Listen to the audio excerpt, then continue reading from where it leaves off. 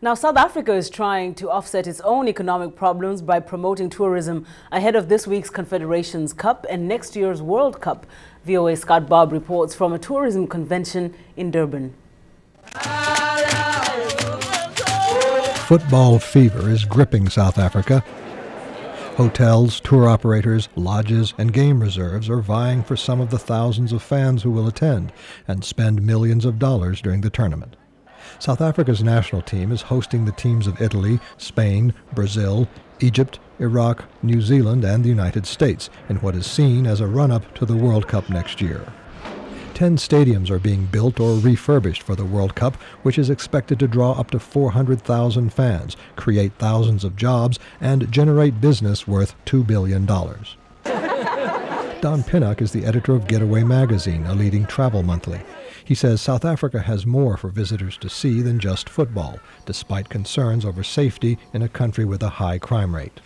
But it's a beautiful country to travel in. I think the ease of travel and the variation of the many terrains in this country and the availability of accommodation and things kind of outweighs the fear. Other southern African nations are also hoping to draw football fans during their stay in Africa.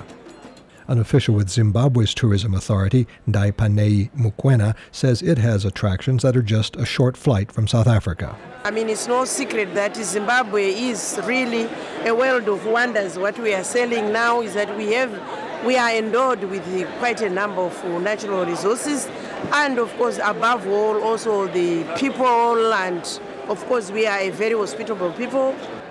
She acknowledges Zimbabwe has experienced political and economic problems in recent years, but says most travel warnings have been lifted.